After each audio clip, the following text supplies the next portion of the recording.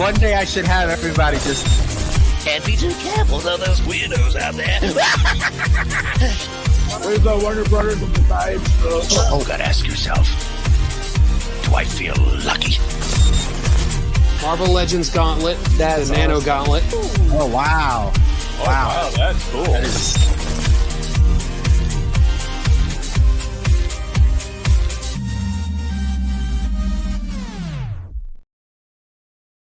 What's up, collectors, and welcome to another Sunday night here on Collectors Assemble Live. I am excited today because we have a returning cast of the X-Men. A good friend of mine now, Isaac Robinson Smith. We got a lot to talk about, guys, because he's done a couple things in between seasons of X-Men97 1 and season 2, who we all know is coming out soon.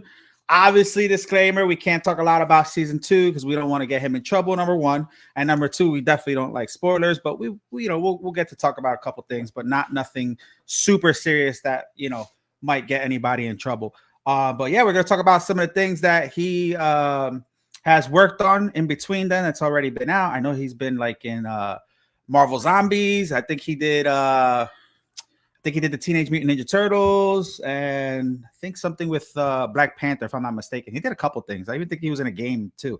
It's hard to keep up with these guys, but yeah, he's in that. And the biggest thing that, since me and him got together at a couple cons, because I think I saw him in San Diego, and then I saw him at New York, and we walked around, and I was introducing him to all my partners, and I was like getting him free stuff, and I'm like, look, I even pretended I was his manager and got him hooked up somewhere else. But I'm excited because I think I got him into the collecting side of this more than what he was already, especially with things that have to do with characters that he played or X-Men stuff. And I think now he's definitely become a member of our hobby because of it. So I'm excited to have him show off some of the things that he's gotten.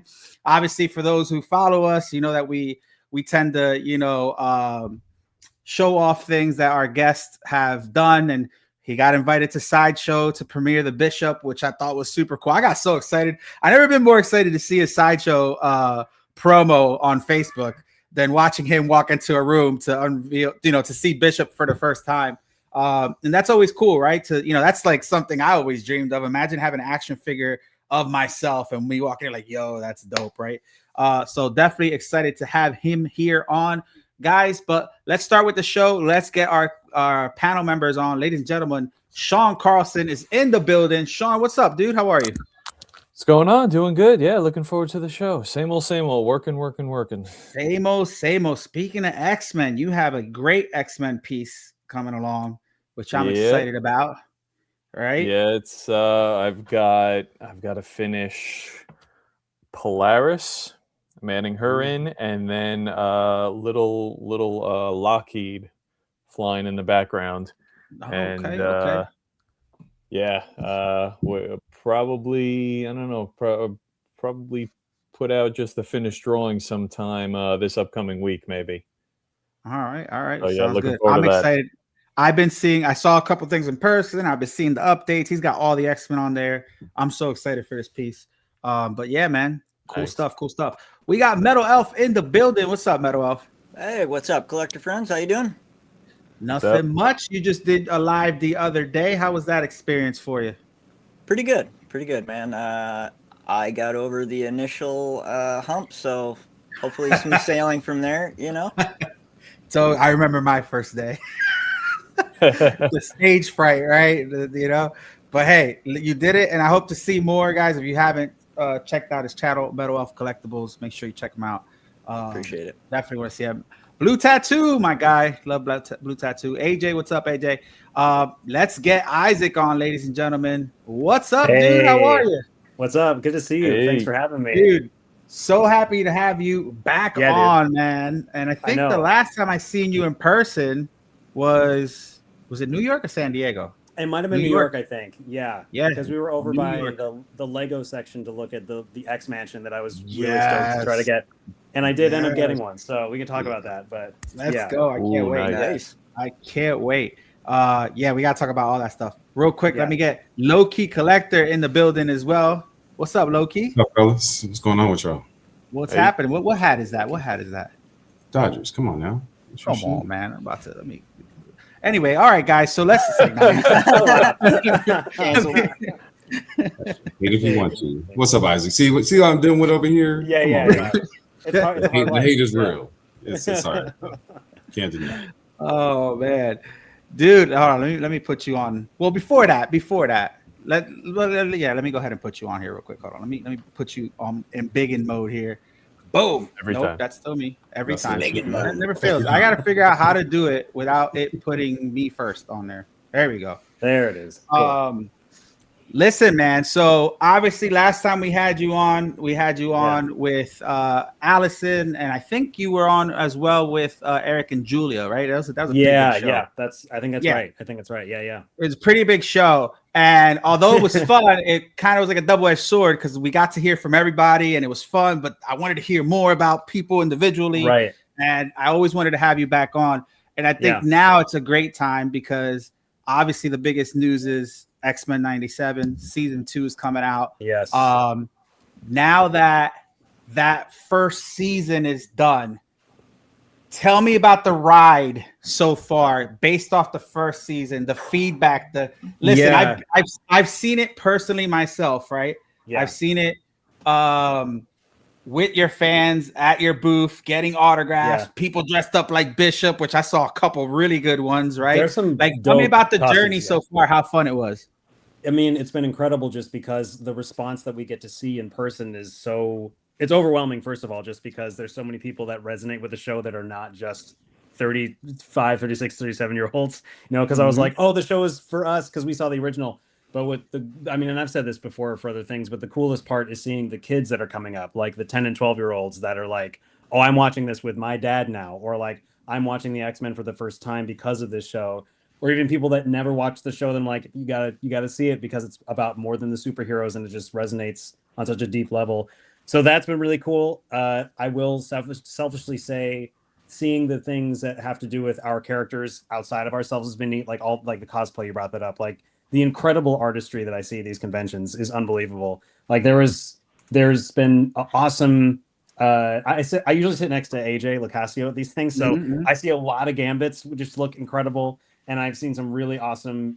You were talking about the bishops that have come through. Like there's one guy, and I can't remember his name, but he had like a full 3D printed energy beam that was LED lit on his arm that had like patterned lighting. I was like, this is why I felt like I was standing outside of myself literally in that moment. It was crazy. Some of those guys are talented. Like they should belong in Hollywood. How can they get it right? And sometimes the movies don't. I don't know, but they're good, man.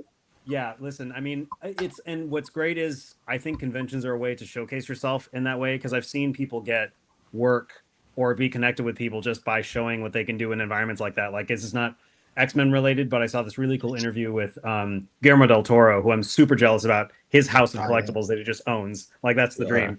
But he was in an interview for Frankenstein, and this guy came up to him and said, I built this small like miniature for you with my stuff. I just wanted you to have it because I'm such a fan. And Guillermo was like, you built this? And he's like, yeah. And he's like, what's your contact information? I'm going to work with you on my next movie. And it just happened right there. I know. Yeah. That's cool. I was like, whoa, this is so my God. So like for anybody that's doing this sort of stuff, keep doing it because it's just inspiring to everybody. But yeah, so that's been great.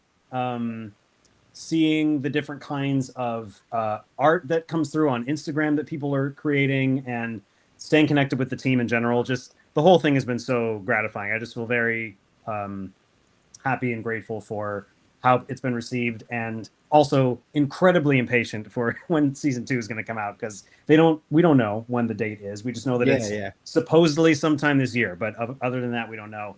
But the support that the fans have been giving and the people that have come through and the people that have shown their care for the X-Men has been, I mean, there's so many things I could talk about forever, but it's just generally been really happy. And I love that I get to talk to and learn about all these people from everywhere. So it's been great.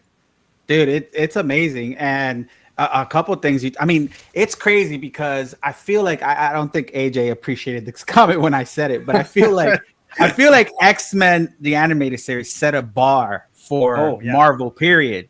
And I didn't mean it in a bad way, because for a minute, like after the original Avengers and stuff, like Marvel was just kind of like this, right? Yeah. But X-Men just came back with a bang, and for it to be done from a original series of the 90s to not to like, because what it is that they did it so good that not only did they bring back the old show writers and all that stuff, but they really did their homework. They had fans working on it, and they made it make sense, and it still kept that nostalgia and that same like, you know, love and things that everybody liked back then, and brought it to now and, you know, in the present with also present things from today. And they just set a bar, and everybody loved. There was so many things that everybody loved, whether it was the animation, the acting, the storylines were incredible.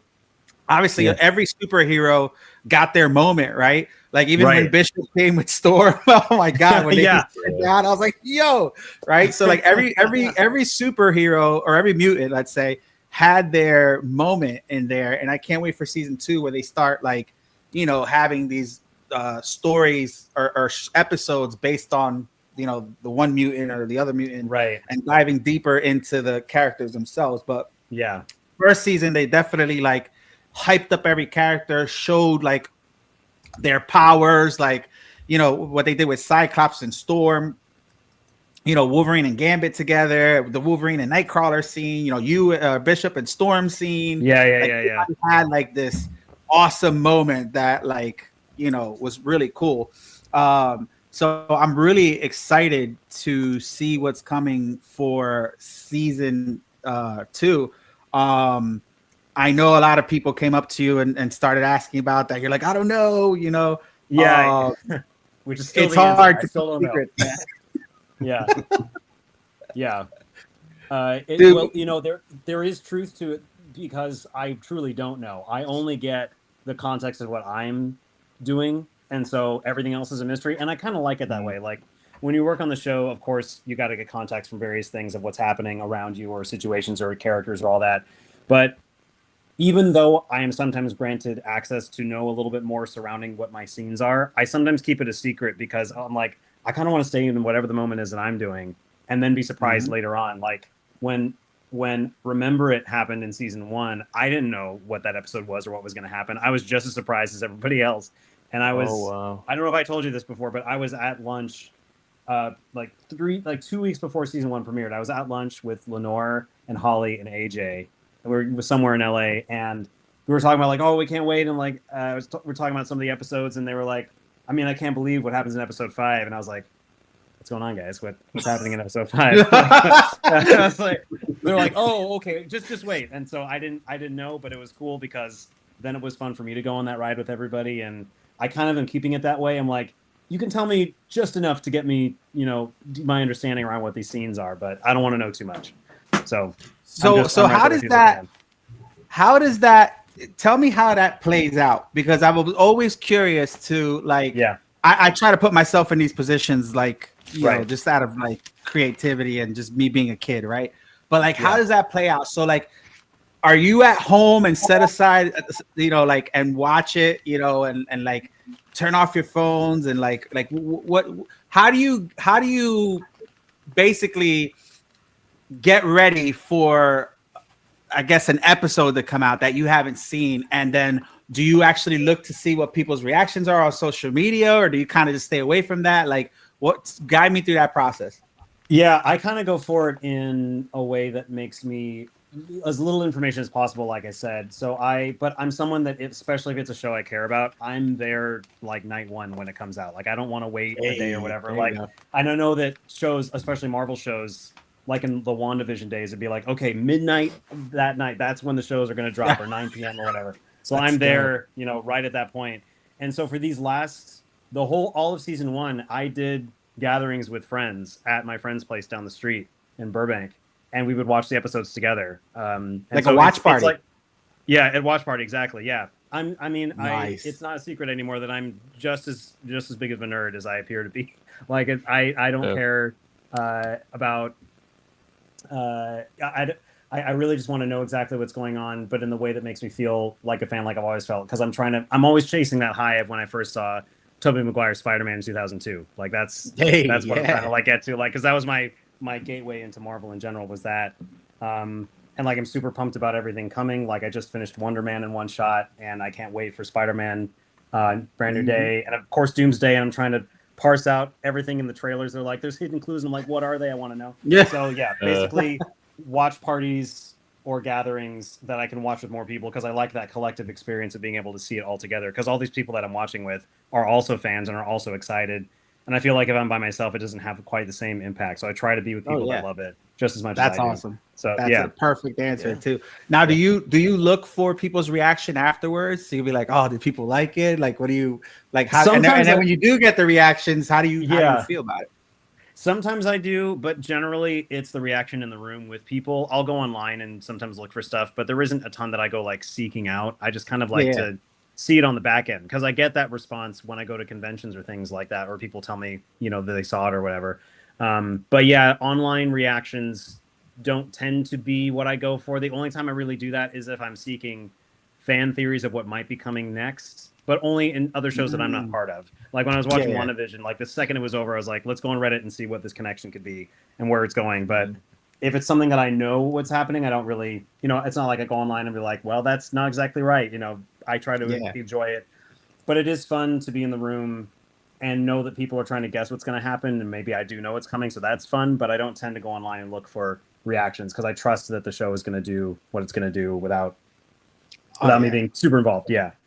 So, but I enjoy it. I'm excited. I can't wait. It definitely brought back the kid in me. When I used to watch the regular X-Men, and it's funny because Eric and Julia have been on the show like 20 times. I swear. They're so even prior to like the whole, reboot of the X-Men with X-Men97, we actually campaigned for it, and I was sending stuff to Marvel like, yo, you need to make this happen. You need to make this happen. And then I don't know what happened where it happened. But like for them, it's different, right? Because you're young, they're a little older, obviously, and they're not like into social media. They're learning social media. This is their first time at conventions, so they're like very like ice breaking everything, right? So when I asked them, Julia straight out, she's like, I'm so nervous. I turn off my phone. I don't know if people liked it. I don't know. And then I get emotional, and he starts getting mad at me because I'm like crying. And then when we when we go to the cons, everybody's so nice, and I just want to give them everything. So it's like it's crazy to see everybody's like reaction towards other people's reactions. But it's always heartwarming to see. And like I said, I've been at I know I've seen a couple cosplayers come up to you, and you guys are just like, yo, and like I see the appreciation from you, and like that whole interaction is just so nice to see. You know what I mean? But super cool, man. Super cool. Well, I learned from the best. Eric and Julia and everybody else is from the OG cast that's original. They have done this for 30 years. They've interacted with fans for this long, and so I'm trying to see that as a template for how I want to interact with people, because if I were to come up to somebody I love and it was a bad experience, or like they didn't seem to care, I know how I would feel. Like I try to go back to my inner, oh, hey, look at that. I was trying to remember if I had seen you. This is from Comic-Con 2 years ago, but Kale Dodd was there. You weren't there. Yeah. It looks like, but a whole bunch of the original cast was there. But and they're so great at what they do, and I think the thing that impresses me the most is they've been asked the same questions over and over again, and it's just really cool to see how they keep it interesting to them and keep the people that are talking to them involved and cared for and seen, because this is such a safe space and such a unique space for people to go to as conventions. So I try to add to that as best I can, but it's great.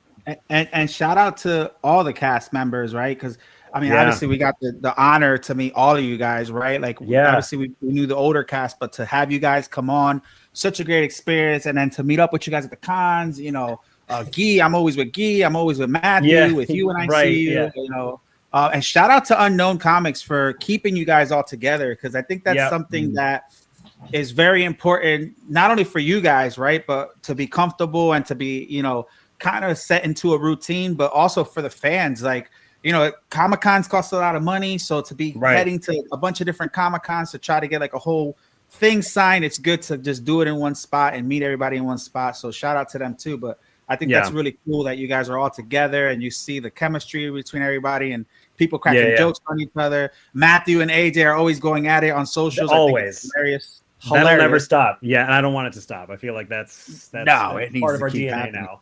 It needs to keep happening. So but that's cool. So what, without getting in trouble, right? What would you say is the most thing that you're looking forward to in the second season, whether it's the storytelling, whether it's, cliffhanger, I don't know, something that Right. without you getting in trouble, obviously, Yeah. that you're looking forward to that could, vague general terms. Yeah. Yes, I will keep it vague and I will keep it general because that's where Don't break the NDA. Well, actually, I am. Yeah, exactly. I will speak authentically to what I'm excited about, even just beyond my character. Is I'm excited to see more depth in the characters that exist right now, because we sort of got, not like we didn't get amazing depth and amazing storytelling from the characters this first time around, but I know there's always more there, and I think that's what the X-Men really do so well, is they bring through layered personalities and layered stories and layered ideas of who we think they are, and then they they either have another idea or something that comes up that we didn't think about initially, or something connected to another character. So I'm excited to see more of that web, I guess, unfold. But there's not a lot that there's not a lot that I know, because I only know, like I said, mostly my stuff. And so there's things that are being done and recorded and animated that I can't wait to see. But just finding out more about these characters, I think, is the most general thing that I can say, because I genuinely am excited about that. And I can't wait for, and as a movie score nerd, one of the things that I collected recently, and I got them to sign it, I got the vinyl set of the X-Men97 soundtrack, and I can't wait to see what the Newton Brothers do for season 2, because they killed it in season 1. So let's go. All right. Yeah. All right. Yeah. As is often the case with so many movies, shows, or storytelling in general, a lot of say season 1 hypothetically was like act 1 of the whole series. Right. You have that sort of that weight of having to build up the storyline or exposition and that sort of stuff.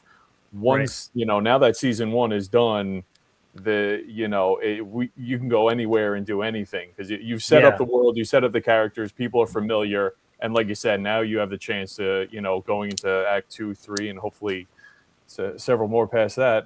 Yes, we can really we can get into some real deep stuff. Yeah, no, I'm really looking forward to that, and that's what's fun about it. But yeah, I'm stoked, dude. That's I'm agreeing with you, because I like in X-Men92, right, the original X-Men. Yeah, there were different episodes that just concentrated on one character or whatnot. So it'd be cool to see what they're gonna do with it now and with the characters now. And like I mentioned before, like you mentioned, they every character had a highlight in season 1 that like really brought them out, and everybody, like, I want to call it their oh shit moment, right? Because oh, finally, right? But it's cool, man, and I'm so excited. That's probably the most anticipated thing for me. Yeah, more than Avengers and stuff like that. Like I'm a huge fan of it. But yeah, dude, congratulations, obviously. Real quick. Thank you.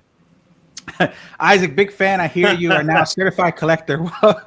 Welcome, my friend. Yeah. Oh, that's so funny. Let me see. I will take all the X-Men content I can handle. But listen, dude. Honestly, congratulations not only on season 1, obviously season 2, and now I kind of want to segue into what you have been doing in between, because you've been busy, man. You've been busy. Obviously, I follow you. I try to repost whatever I can to kind of promote thank you for that. A couple things that I've seen was, and correct me if I'm wrong, because I'm trying to keep up with everybody in my head. But you were in Wakanda, right? In the animated series. Eyes of Wakanda, played, Eyes of Wakanda. And you played, was it the dad? What's that? Who did you play on that? I forget. I played one of the 2 guards that's in the main episode, kind of like an espionage-ish sort of story, where these 2 guards are trying to rein in this. I don't want to give it away for people who haven't seen, but it's a story about the 2 of them, because there's this mystery, this mystery individual that has invaded Wakanda, and they're trying to figure out who it is, and then there's a reveal of who they are, and it's more than what they thought. But it's kind of just a fun mystery, sort of kind of actiony, kind of comedy. I mean, it's the 2, me and the other character that are in the scenes together. We have this kind of like kind of odd couple sort of relationship. I'm trying to keep everything in line and trying to make sure, like, don't break the rules. Like, we got to get this thing done. And my counterpart is like always messing around and is lazy and doesn't really have a lot to contribute sometimes, or just like completely blows our cover. So, but it's really fun. It's such a beautiful story, and it's neat because it takes place in the ether of the Wakanda story, but it's not directly Black Panther. It's like all of these different places in time that Wakanda has existed, connected to other major events in time, which I also won't reveal because it's really cool how they do it. But yeah, Eyes of Wakanda is really great. Awesome. It's like the cool one shot. Dude, that's big. That's big. Another Marvel, like, you know what I mean, like role. And then another cool one you did was Teenage Mutant Ninja Turtles, right? Yes, I did. Yes, I was. I'm what's called a utility player in that show, which means that I didn't necessarily have a standout like role that was like, here's the thing that goes throughout the series. But one of my favorite things to do in animation is utility, because I get to play a whole bunch of stuff, and I've done that for a lot of different shows over the last few years. But it's great because I got to be part of that world and say I was part of TMNT. So like, I'm trying to check off all the boxes. The one thing that I still have yet to break the seal on is I still haven't done anything Star Wars related. And I was about to say that. It'll get there. It'll get there. Yeah, I know. Dude. Yeah, it's coming. You know what's funny? Like now it's so bad for me that like, I don't know, I can't remember what it was, but I was watching something and I was like, and I hit up Matthew. I was like, "Are you in this?" He's like, "Yeah." "Are you this person?" He's like, "Yeah, that was pretty good." I was like, "Yo, I didn't know. I just heard. I heard you." Like, and the thing is, I wasn't even. I stepped to the kitchen and I was like, and I had to go run to my phone because I thought like my phone was playing something like of the X-Men or something, and I was like, I just heard Matthew. And I looked on TV, and I can't remember what it was. It was some cartoon or something. I got to look through my messages, and he started cracking up. But now I'm starting to like hear people that I know like voicing characters and stuff. And I was like, oh man, that's pretty cool.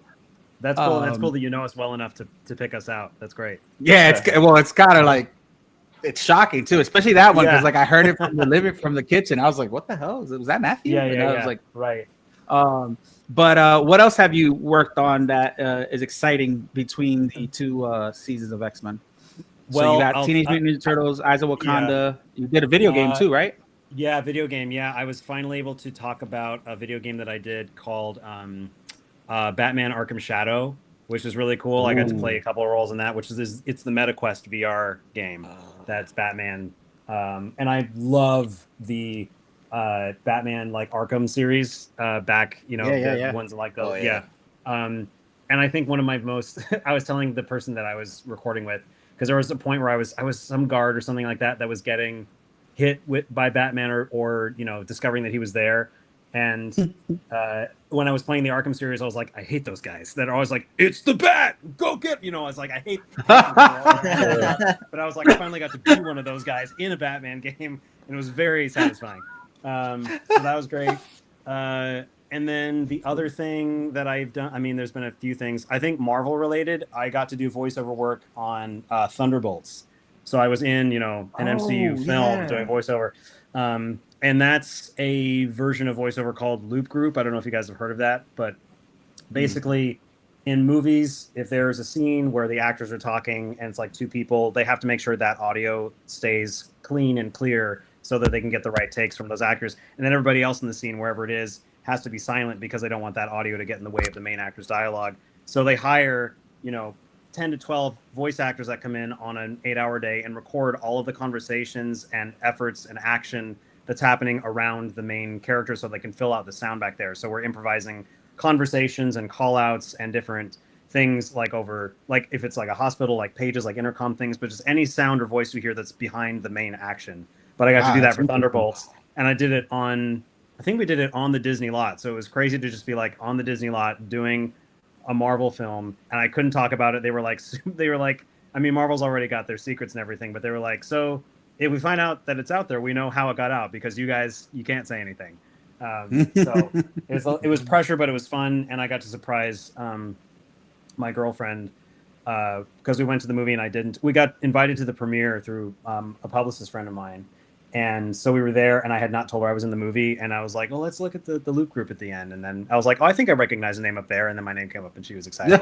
So by the way, cool. She is the best. I love her to death. Yeah. She's the best. I've been seeing her journey as well on Instagram. Yeah. Shout out to her. Love her. But yeah, I love seeing you guys both winning at stuff every time. I'm like, this is so great. Yeah.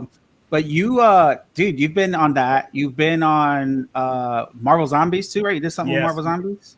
Marvel Zombies, that was and that was fun because I started working on that like 3 years ago, doing scratch voiceover, which is the initial voiceover before they hire the actors that are going to do the main voices. They kind of do things that determine time, and they put storyboards up, so they just want to get voices just in there so they can time how the episodes are. But I was doing scratch voiceovers for Jimmy Woo for that show, so I was like, there's a part in the show where they sing Journey, and I must have sung that song like 8 or 9 times. It was great, just like kind of lay down the tracks. But then they asked me to be part of it, which was awesome, and I got to do just a little voice in it. But just be part of anything in that world is great. And then you can't, I don't know where you can find them, but one of the biggest compliments I think I've ever gotten for anything I've done is there is a character that I think he gets killed pretty quick, but they emailed me during the process of making the show, and they were like, we've really loved working with you, and we want to thank you by designing a character's likeness after you in the show, if that's okay with you. So there's a character in Marvel Zombies that looks like me somewhere that's like running around, and I was like, this is so cool that Marvel's asking to design a character that looks like me. So dude, that is like a goal right there. Yeah, I would be freaking out about that. I was freaking out. It was crazy. I saved it somewhere. So that's a goal right there. That's like goal, man. Same thing, you know, now well, before we get to that, because I know we're going to talk collectibles and you know, you also been in you did something with, was it Gen V or The Boys? I think it was Gen V. It was I've done both. I did the most recent season of The Boys, season 4, and Gen V, same thing, doing voiceover for looping. Also lots of, and I mean, you know, the stuff that goes on in The Boys. So like some of those sessions coming home, be like, I can't tell my mom that I did this today. Like the things you did in this series. Like, yeah, there are some things in that show that I was like, I would never do on any other show, but it's great, and the people I'm with are really fun. But yeah, I get to say that I'm part of The Boys and part of Gen V, so it's awesome. Dude, but think about that. In the past like 10 minutes, you've been in X-Men, you've been in Black Panther, Gen V, The Boys, Teenage Mutant Ninja Turtles, Batman. I mean, you're covering it all. You're living my dream. You know what I mean? Like, God. Yeah, really, I'm just trying to. I'm chasing that my 12-year-old self. I'm just trying to make him happy. Yeah. You know? But yeah, so it's been great. And then another kind of really interesting thing that's X-Men related is a game called Date Everything that came out this last year.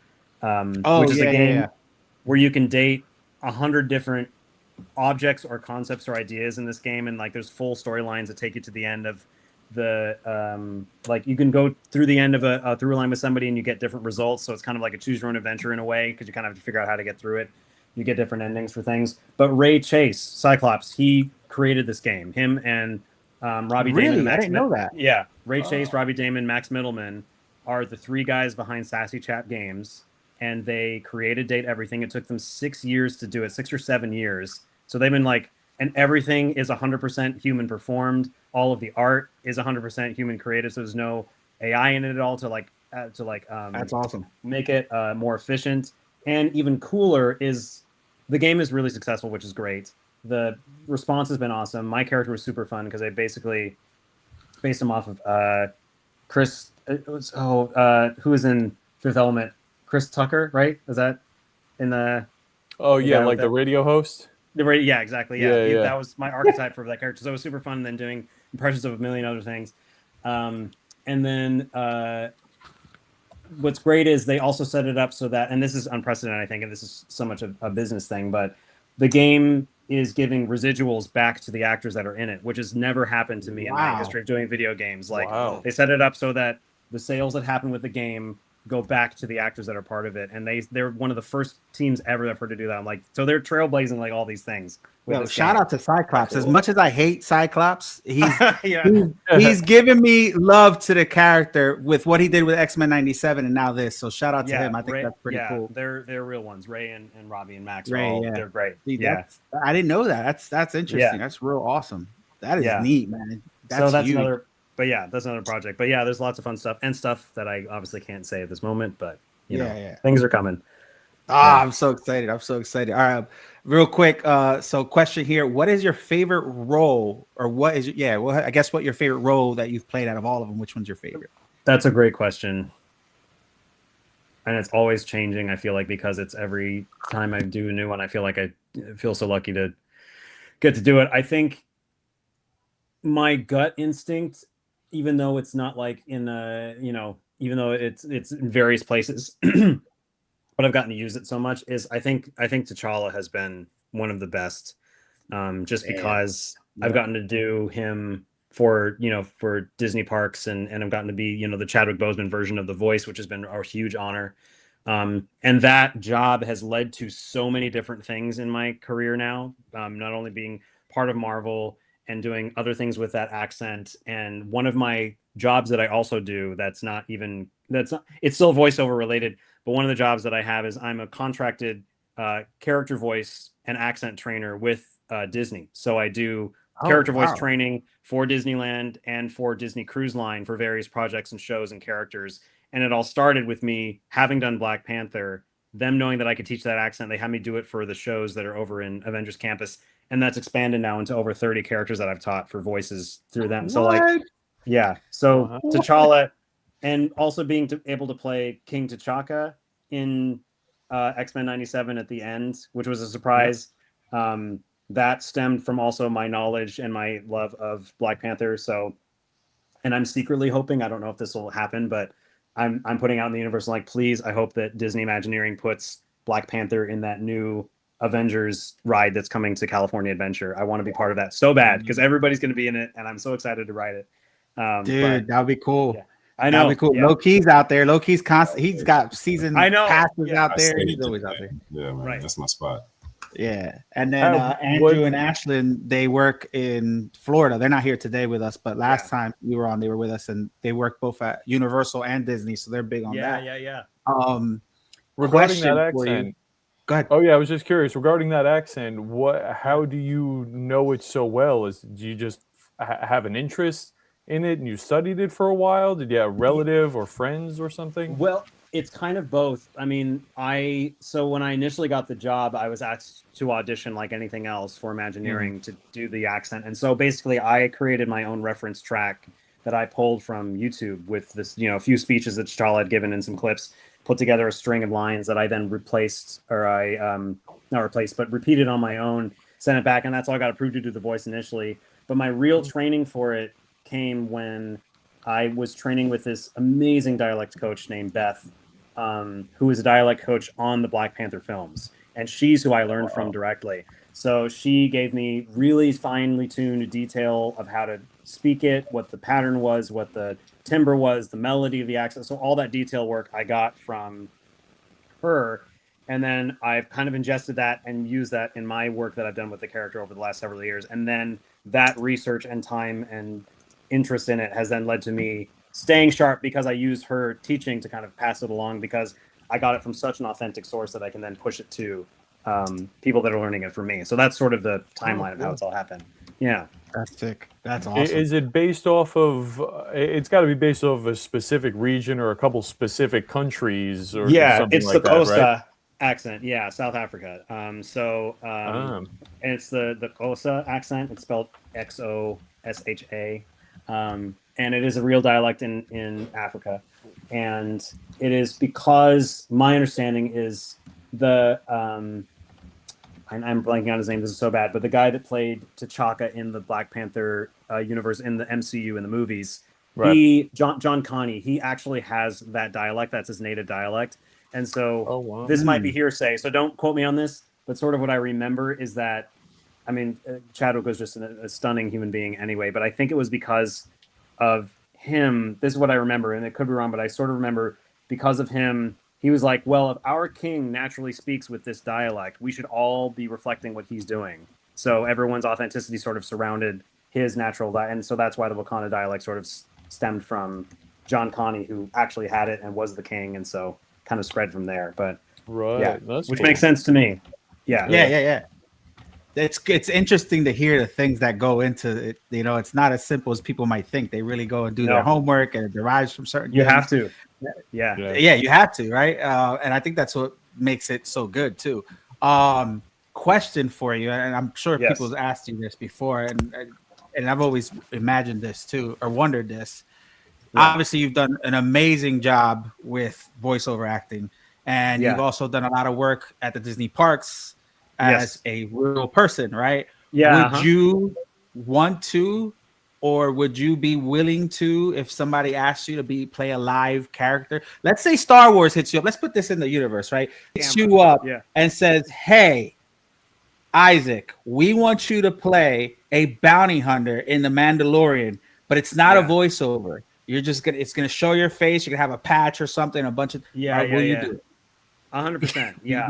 I mean, especially because of Star Wars, but also, you know, I am from the theater, so I'm from the stage and doing all that stuff, and that's a lot of my Disney work and just growing up and going to school for that. I love voiceover so much. That's my favorite thing. But here's where I'm at. I would never say no to an opportunity to do anything on camera, and I'm represented for on camera commercial with my agent right now. It's not something I put my passion or interest into a lot. I like the idea of it, and I've done a lot of things that are adjacent to it, and I've done some on-camera work, and I've done, you know, mocap and things for video games.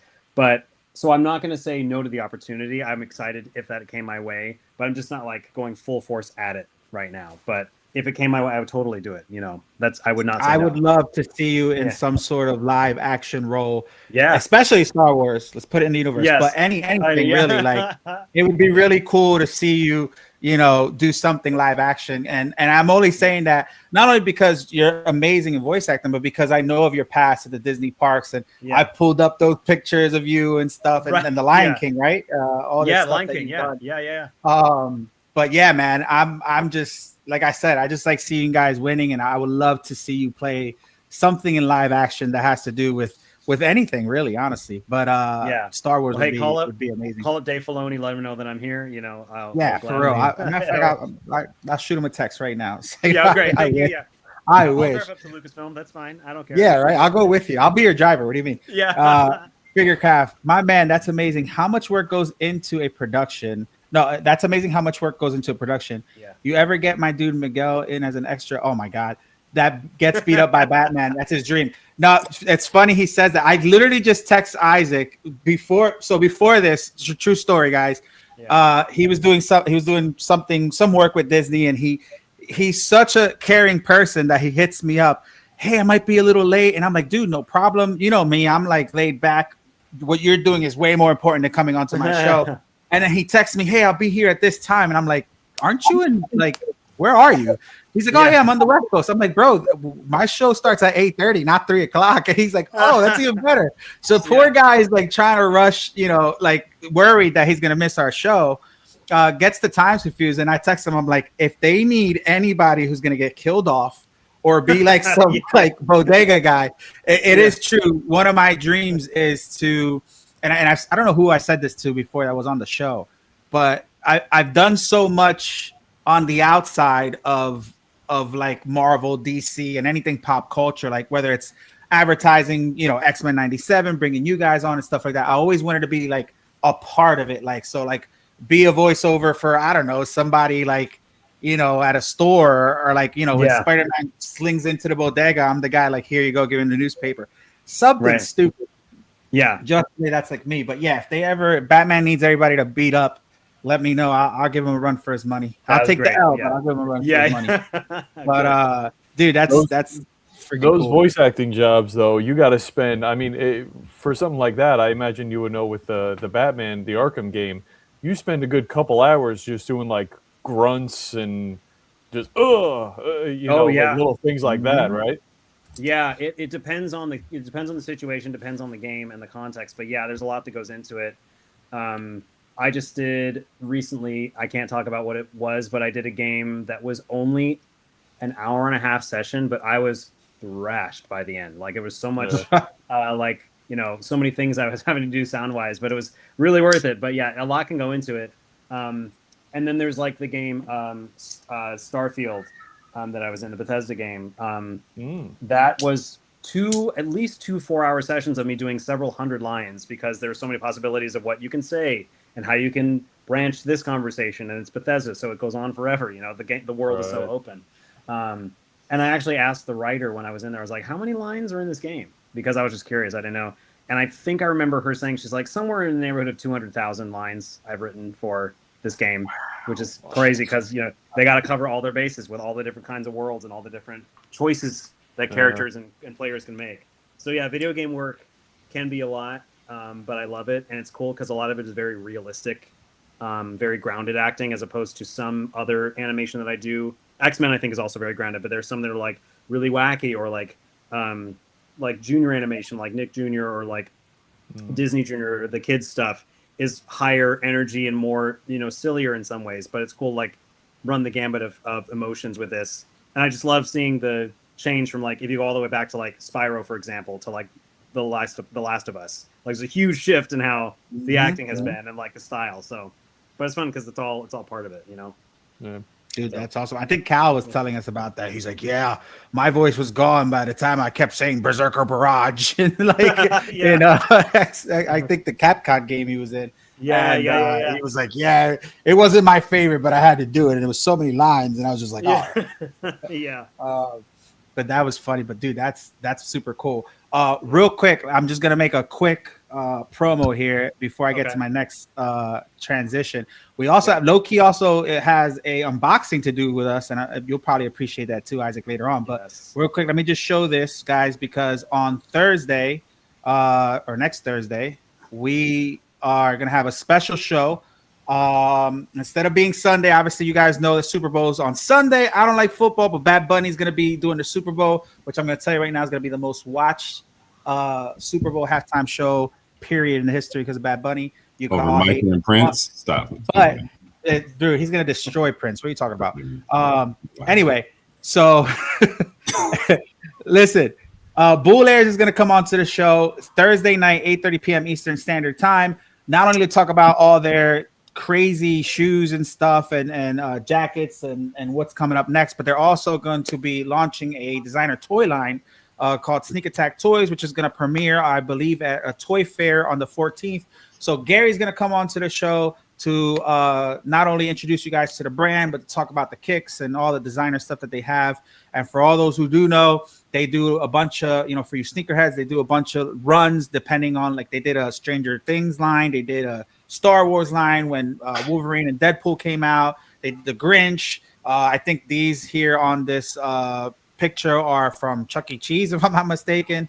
So he's doing a lot of cool stuff, but he's going to be on Thursday night here on Collectors Assemble Live versus Sunday. Obviously, you guys know that I like bringing on not only celebrities, but other companies that help promote pop culture and the things that we love. And it's not always about just figures, toys, and statues. So just another thing to add to collectibles here on ToyQuest101. Now, speaking of things like this, I want to show this off real quick so we could segue into our next thing here. Let's see. Where is it? Is this it? Yes, this is it. Check this out. Oh, man. Wow. This is unbelievable. Oh, yes. That's so cool. Hi, my name is Isaac Robinson Smith, and I'm the voice of Bishop on X-Men97. And this is Sideshow's Bishop premium format figure. I'm speechless, like, honestly. I really love the poster art. It evokes a lot of tension. His patch and future are sort of wrapping themselves around it. So I love the light fixture as well. I think that's a really cool feature. I love that adds just a lot of dimension and drama to what's going on. It's like very active. The experience of making X-Men97 has been overwhelming and very fulfilling. I saw a dad dressed as Wolverine and a kid dressed as Deadpool, and they talked about how he watched the show when he was a kid and now he's sharing it with his son. And so to see how it's crossed generations, the fan response has been so warm and so welcoming. My nerd heart is very happy. Sideshow continues to do incredible stuff. I'm in awe of what has been created. So thank you for having me. That's all I want to say. Love it. I love it. So, I love those videos. Dude, so like I mentioned before earlier, I got a chance obviously to meet Isaac in person, and I walked around with him and kind of networking with him and introduced him to people that I knew in the hobby and stuff, and showed him all the crazy things that they're coming out with, not only for X-Men, but for Bishop, the character. And, I got him into introducing him to certain people. And then all of a sudden I'm watching Sideshow as always, and I see him walk into the room. So Isaac, talk to me about talk to me about you heading over to Sideshow Collectibles headquarters, and talk to me about getting to see first in hand their new Bishop premium format figure. Yeah. Well, first of all, thank you again for the initial intros. Like that Of set course. so many things off in motion, which is amazing. Magical. Like Sideshow is incredible. Like I love their space. I love what they do. The main person that I met at the beginning, his name is Andy, and he's a wonderful human being. And he took me around. He's the best. He's the best. And so, I mean, I know that people are talking about like you're now a collector. I've always been a collector of things since I was like 12. Like these sorts of things were just like part of my life for so long, collecting things and building things and appreciating art and appreciating statues and nerdy stuff. But to go through and see and learn about how these things are created with such detail and such close precision of how they like analyze the character and how the fabric gets manufactured and how they like just everything about the process was just so amazing. And I still am not really fully back from seeing a character that I voice in a Sideshow statue. Like and actually I just packed it up today because I'm moving soon, but I was very careful with it. And I love that I get to have that legacy. I get to be part of it. And also I love walking through the halls and seeing the stuff from their past and getting to see the different things that they're working on and some of the secrets that they're working on and stuff that's not available anymore. And also other people that have walked through and been part of Sideshow and the pictures of celebrities that I love that are there. So just the whole experience is great. I've been back a few times and every time it's just so cool. Like I just want to live there. It's great. Yeah. They're all awesome. They're all awesome. Good friends of ours. Andy's been working with me since we partnered up with Sideshow years and years ago when I was doing this with my daughter, and he's been nothing but great. And obviously Anthony Messis has been on the show and a couple other people, but this is already waitlisted, guys. This was such a good hit for Sideshow. Obviously a character you don't see a lot after the hype up with X-Men97 and stuff. They finally made an amazing piece here, and I'm so glad for you to see, because it made sense, right? Like it made sense for the voice of Bishop to come check this out. And I love that they put you on a promo video and did all that, because it's exciting to see, you know what I mean? But what, obviously you kind of explained what you thought about the statue, but dude, this is amazing. Like, what are your thoughts when you saw this? Because this isn't a small statue either. Like this thing is like, this thing is, I believe it was quarter scale. Yeah, quarter scale. Yep. Yeah, it's huge. I think the thing at first I was amazed by was I love tech and lights and things like that. So I love the fact that it lights up. I think that was a really cool feature. I didn't expect that to happen. And I also love that there's alternate heads for him. There's alternate looks. So there's like the bald versus the energy versus not. What I think I like most about it, though, is the story that's there that you can sort of make up of what's happening. Because a lot of what Sideshow does is they create moments. They don't just create characters that are like, here it is, here's the character. It's like, no, something's going on. There's something that's happening with this moment. So he's clearly going somewhere, stepping through time to go somewhere. Something bad has happened. You can kind of see the details in the ring with the posters and where he's headed to. But I love that there's just more happening here than just what you're looking at, and you can sort of invent what's going on before. All the statues are like that, and I think that they did such a good job with him, because clearly he's going somewhere to take care of something important. And I like having my own story of what's happening, but everybody can kind of do what they want when they see it. And it's just beautiful. That's what's so great about Sideshow is with each piece they try to tell a story with just a singular statue. That's what I love about them. And I am sad for my wallet, because now I want all the X-Men statues. It's gonna be. It's going to be, I need to do a few more episodes of things before I can start investing like that. It's an expensive hobby, man. You're going to need a whole room and then the boxes. Oh, I know. Yeah. Feeling the collector pain.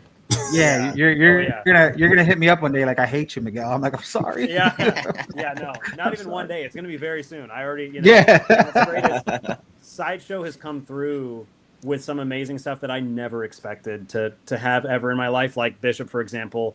And then I went on a tour, and I was so incredibly grateful. They also gifted me the Rogue and Gambit statue that they have. So that's part of my collection. Together, the maquette of them together. Yeah, the one where Gambit is kind of like the cards are sort of swirling. Oh yeah, Rogue. Yeah, so I have that one. And then actually they're right next to me. I got this for Christmas. I haven't put them out yet, but I got there's the dude in 6 scale. Yes. From Big Lebowski. I have Doc Brown over here. But one of the coolest surprises was Ronnie, my girlfriend, surprised me for my birthday with an incredible Back to the Future adventure. Like, we drove around town. She created props. My really good friends, AJ Locasio, voiced Marty, because he's already voiced Marty on a video game, and then my friend Piot voiced Doc, and it was this whole audio adventure, and I went to different locations. There was different food and everything. It was amazing. I'll get into it. I'll tell you more about it at some point, but it was one of my favorite birthdays I've ever had. And at the end of the day, Ronnie's plan was to have a little, the kind of the crux of the story was, you're going to go find the DeLorean, and she said, oh, well, I just wanted to get a little, Hot Wheels DeLorean, and be like, look, you found it. And she got me the replica keys from the DeLorean, which are right over there. But we happened to be at a screening at Sideshow in their screening room, which is so much fun. We watched Muppet Christmas Carol together. And while we were talking, Ronnie said to Andy, she was like, yeah, I'm doing this thing for Isaac for his birthday. And he was like, well, we have DeLoreans. Why don't you just ask us? And she said, oh, no. It's very and he's like, we can give you a discount. And she's like, even hearing that number, she's like, it's still too expensive. And so he was like, okay. And then 2 days later, Ronnie got a text from Andy that said, what's your address? We're sending you a DeLorean. And so at the end of the day, instead of the Hot Wheels version, I now have a 6th scale Part 3 Back to the Future DeLorean that's in a box now. But it was in my car at the end of the day. I'm like, this is insane. So Sideshow. Yeah, so you got the Hot Toys one. Yeah, the Hot Toys, exactly. Yeah. Yes. Yeah. That's a great piece too, dude. She's the best. I love her. She's the best. She's such a sweetheart too, dude. That's awesome, dude. And I know exactly what room you're talking about, because Anthony Mestis is always in there apparently on weekends watching stuff as he works. So it's pretty cool. But it was so nice to see that. I want to show you something else. A friend, obviously, of yours, of ours, right? Because she's awesome too. This just came out recently, and I don't know if you've seen this or she's seen this. Yeah, show it to me. But what it is. Did you see this? Yes, I saw that. It's so cool. It's so well done. Yeah, dude, it's amazing. It's so colorful and so dynamic. Yeah, incredible. I immediately when it came out, I texted Holly. I was like, "They'd better get you over there to see it. I hope you get to see it first." I hope you get. I know. I actually, true story. I actually messaged Anthony Mestis right away, and it's funny because he was on a show. Obviously, they have things that they can't speak about too. And one of the questions on the show was, what are people thinking the next, 5 pieces are going to be? So of course, I'm used to their patterns and things, and I guessed 4 out of 5 things so far.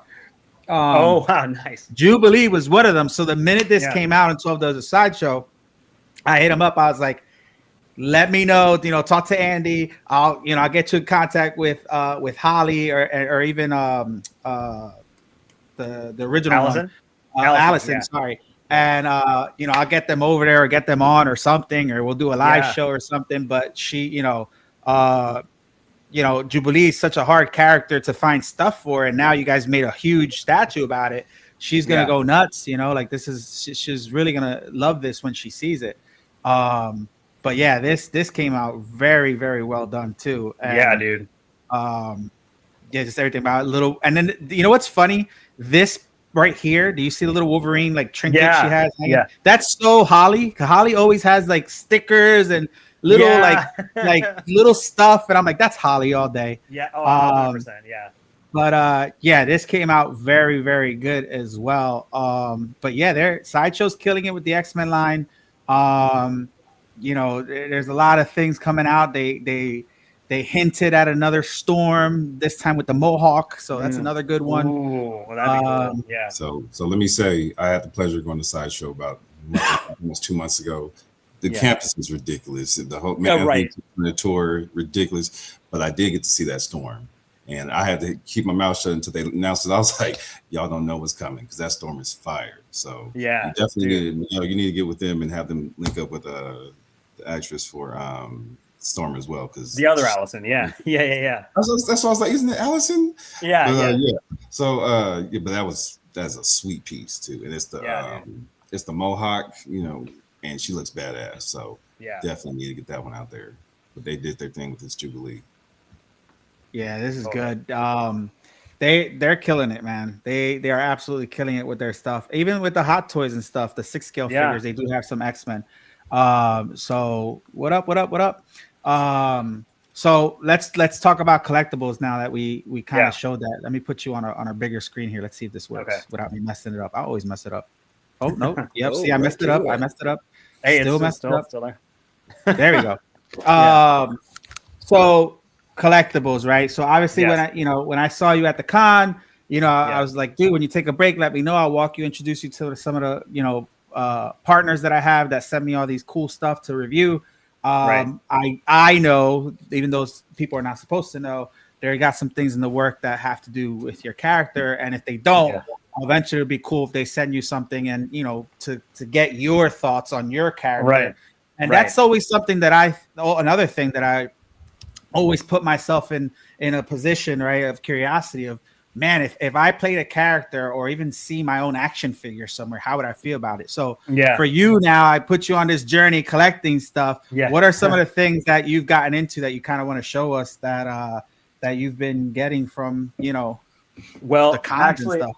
Yeah, well, here, I'll show you. Can I go off camera for a second to grab? Yeah, do your thing. Okay. Yeah, do your thing. Because one of the things, actually, it's funny that we're doing this because you helped me get this, and it's cool that it's not part of my collection. But I got it framed finally. But it's remember this print? Oh yes. Yeah. So now I have it framed, and everybody has signed it. So this is one of my favorite pieces that I have now because I just love that. Looks so good. Yeah, I remember that day too. They go with it. That's great. Yeah. So I love this. And then first off, wait, time out. Before that, I just realized you had the Black Power Ranger shirt on. Oh, I know. Yeah, I noticed the triangle. The nerding never stops. That's one of the other things is I play the Black Ranger in Rita's Rewind, the 90s style video game. So I bought this shirt, I think, the day after it came out. I was like, I got to get something. Dude, that's awesome. I just realized, I don't know why, I just realized that now. I was like, wait a minute. That's okay. No, it's because the angle wasn't there. So now you see it. No, it's props. I like it. I like it. Yeah. It's funny though, because when me and you were walking, I don't, you remember the one print that I had everybody signing for my personal collection. Yes. And you were like, oh, where'd you get that? I was like, oh, let's go over there. And you were pointing. I was like, man, I really like that one. And you were like about to take out your wallet. I'm like, just stop. And I went over to the guy, and I'm not gonna say what I said, but then I was like, here you go. And you kind of just gave me this look, and I gave you this look like, shut up, don't say nothing. I know. Just go with it. I still have that print too. That one I still have to get some of the other signatures on, but I have that one back there too, which I also love. Yeah. I just got to fill that out a little more, but yeah. Dude, that's awesome though. They look so good. Producer? What's that? When you were impersonating his producer? Sort of. Not producer, maybe manager. But or agent. You never know. But like the true story though, I knew them already anyway, and they weren't expecting me to, and they just were being nice to the fact that he came over to the booth and stuff. I gotta say real quick, the print you just showed, I hadn't even told you yet, Miguel. I have that print, and that was my goal for this coming con for July for San Diego. I wanted to get my signatures done for that exact. Oh, you got to do it, bro. You got to do it. I'll definitely be bringing that one. It was hard. This took a while. I mean, because for example, like George Booza is impossible to get, and I just happened to be at a con that he was at, and so I made sure to get him to sign all of the stuff that I have. But yeah, go for it. I got everybody on mine. Thanks to everybody because I've left the print over at the stand, and then somebody's grabbed it. Hell, this is for Miguel, and everybody signed it. Yeah. I got everybody. I even got Cyclops, which I never get to see him. I saw him once. Yeah, you never see him. Yeah. Matthew just went up to him and was like, here, can you just sign this real quick? And I was like, and I just kind of looked at him like, dude, he's busy. And he's like, nah. I was like, all right. Yeah. And I got him, Professor X. I got everybody except George. And George, I could call George right now, but he's never like anywhere. Yeah. So I don't have George, and then I don't have the original Gambit. I played Chris Potter. Chris. I don't have him or Chris.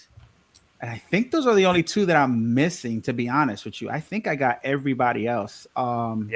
which is cool. But those are the only ones that I have left, and I like it because everybody did like a different color marker. It just came out really dope.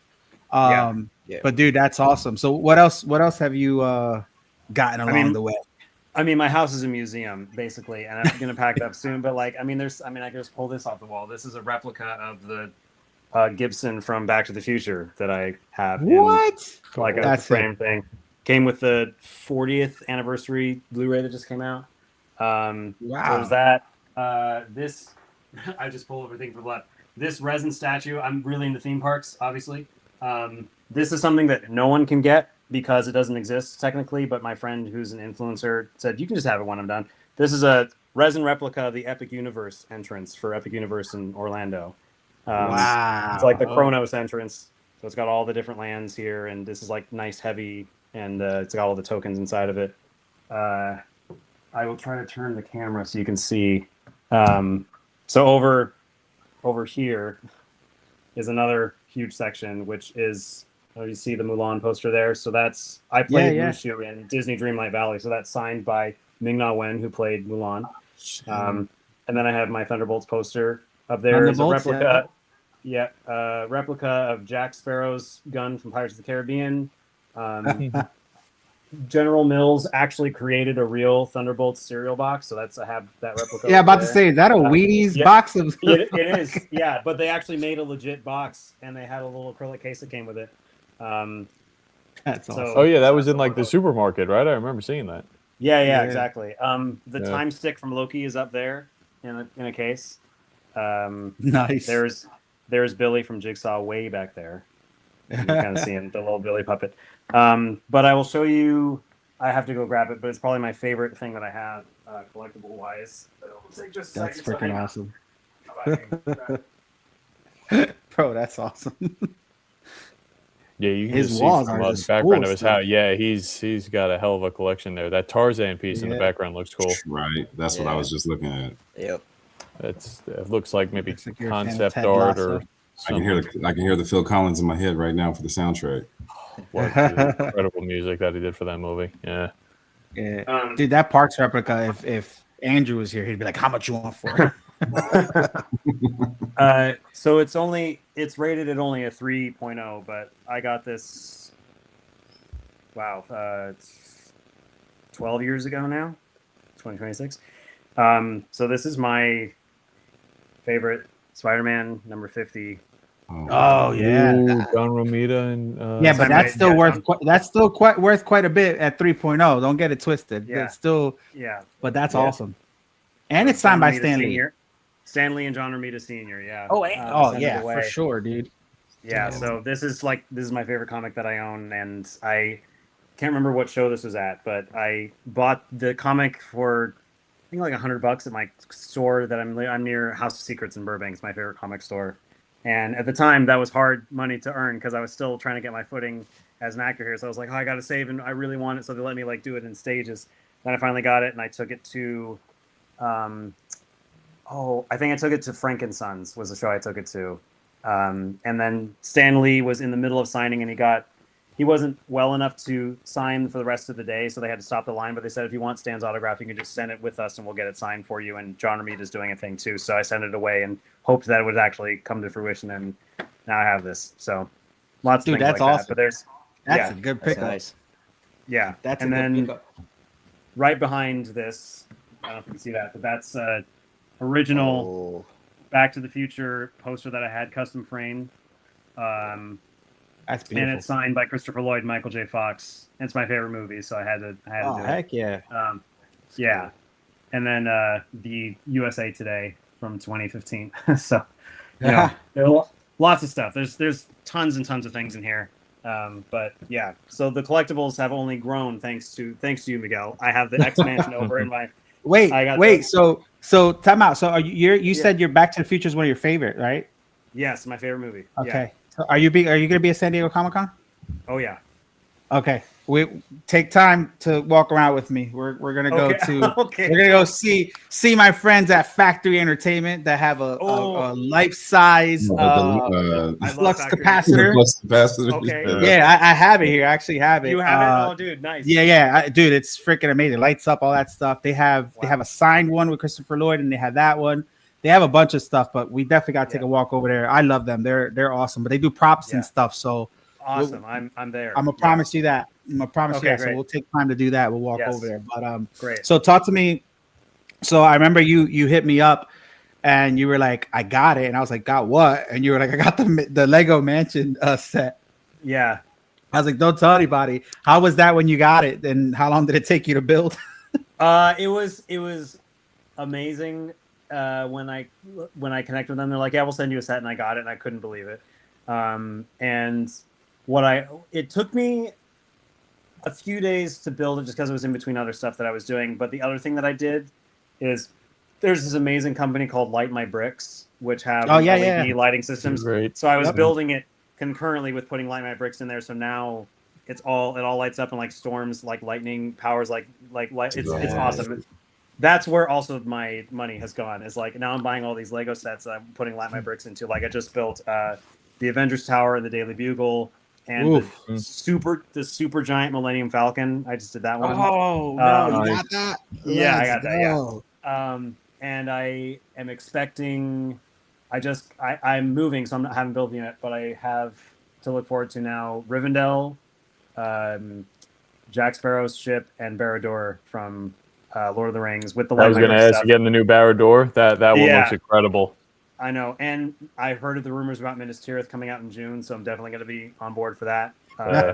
So, yeah, dude, that's a rabbit hole I got an opportunity to go down to, but I refused because I would be hit. This is bad enough. Lego's the best. Legos is I'm just like, oh, I can't do it. Yeah. They have another company called I don't know, it's Wicked Brick or something like Brick. that. Yes. Yeah, Wicked Brick, right?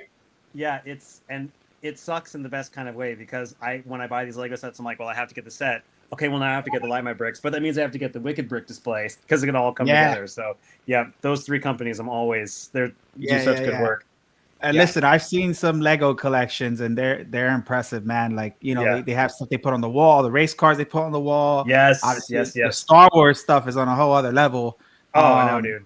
The Disney castles, all that stuff, man. I'm just like, I hate this so much. But dude, that's awesome. I was so excited when you got it because it's funny because when we were at New York, they revealed it there, and everybody was like, "Yo, this is dope," and it was a long shot. I didn't know if it was going to happen or not because I remember I had to go back 3 times, and the guy finally called me, and I was texting you, I was like, "Hey, I got an update." Yeah. No, you were so and great. I was like, "Look, I'm gonna just leave it at that, so it doesn't look like it's not what it's supposed to be. Hopefully they'll contact you," and then finally they did, and it worked. And so thank you to Lego and for hooking that up, and thank you for getting me introduced. Yeah, they were cool though. They were real cool about it. They were cool. And, that was a good display they had over there. Everybody was going nuts for it. Really, really. So cool. you remember that, right, Calvin? Because Calvin was with me when that happened with the X-Mansion Lego set behind the display case at Marvel. Right. Yeah, that was but yeah, that was really dope. Dude, that's cool. So what do you say? You say you're more a Lego guy now than anything, or Back to the Future and Legos, or just everything? It's kind of everything, but it all centers around movies, I think, for the most part. Because I would say the biggest center of my collecting is Back to the Future, Legos, the statues and stuff, and a lot of Disney stuff because I'm a big nerd for the theme park thing. But it's kind of swirled around a lot. I've sort of like, I think a lot of us in our 30s are doing this, but I've sort of like this, what this stuff is like, this was my bedroom when I was 12. Like I've just sort of regressed to that part of my life. Like, and members of my family are like, yeah, this is what happens when you have adult money. You just go back and get the things you love. So, and I'm not mad about it at all. I love the fact that there's a community out there that embraces this and that I can be, as big as I want to with it. I love that my friends that I surround myself with love it. And it also just instills the part of me that is like, you're doing what you love and get stuff and surround yourself with stuff that makes you happy. And so that's what I'm doing. And, I think that is the core of all of it. And so I just want to be part of and connected to things that I truly enjoy for the reasons that I do. And so kind of that surrounds like movies and collecting memorabilia and props and things. And so I love the stuff that you guys have. I mean, I've been staring at your Killing Joker for like the whole hour. Oh, yeah. Yeah, he's a big boy. I love that thing. So like I things just like did that. This. Oh, what? And he turns to dude. That's great. No, it's just my. Oh, okay, gotcha. I got a turn thing, but yeah, this is nice. And then that's my Killing Joke back there. Yeah, so much. Wow. But yeah, but anyway, man.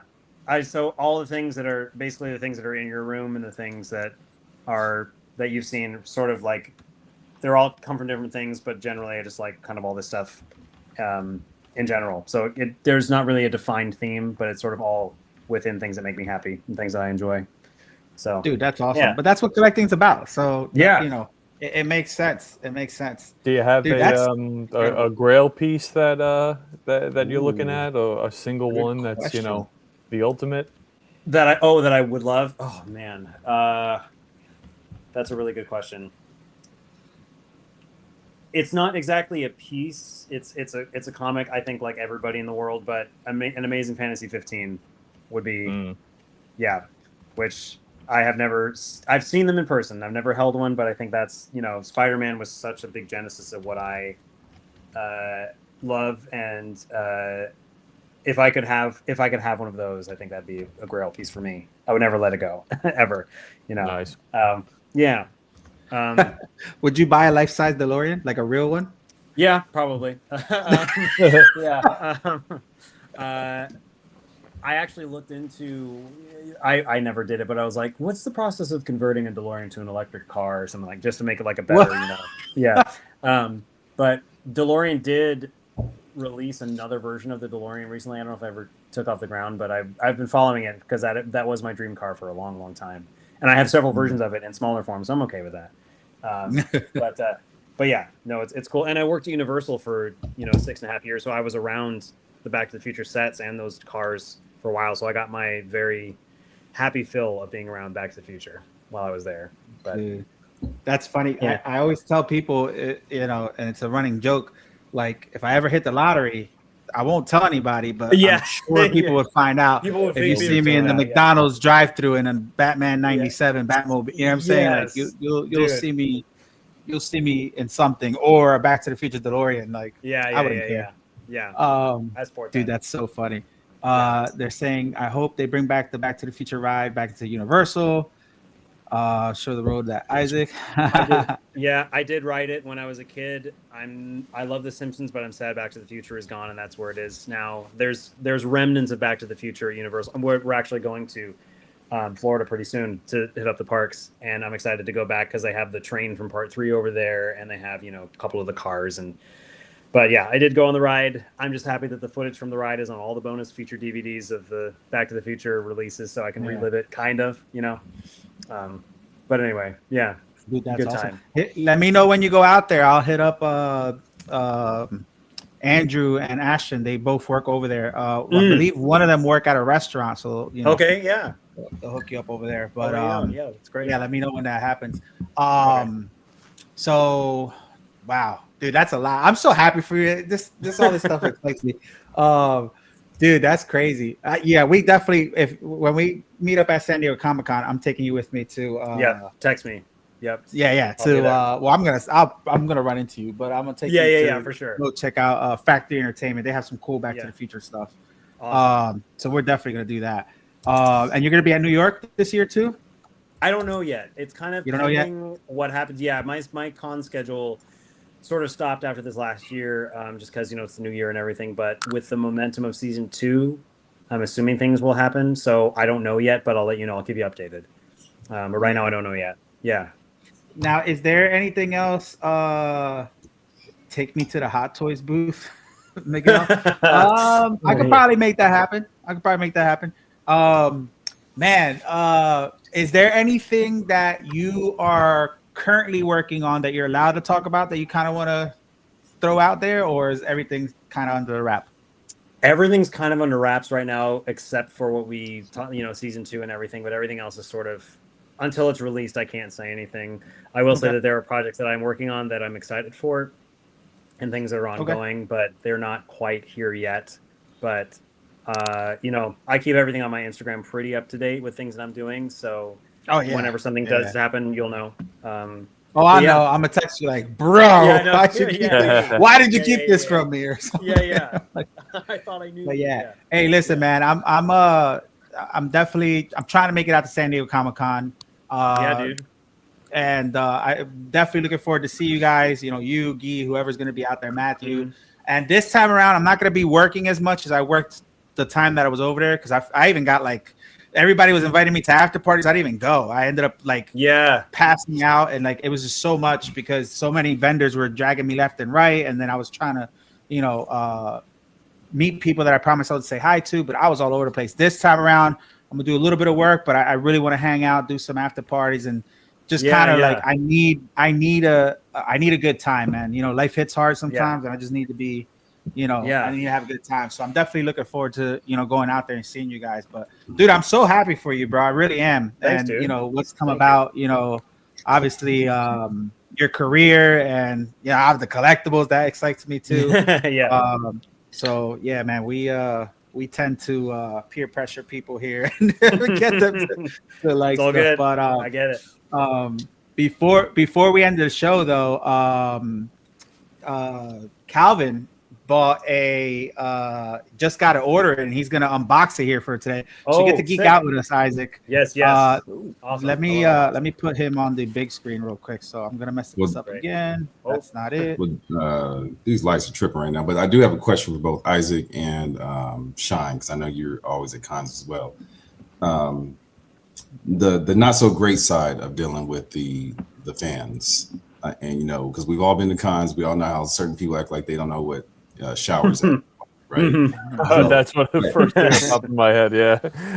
Because I asked this because I don't think you were in Ontario, Isaac. I went and saw, that was the first time I went and saw all the cast. Bill had sent me down there, and I went and said what's up to everybody. And AJ, I was chopping it up with him, and he leaned into me real close and started to sniff me, and I'm like, yo, bro, like, what's up? You good? He was like, bro, don't take this the wrong way. You smell really good. And I was like, oh, I remember that.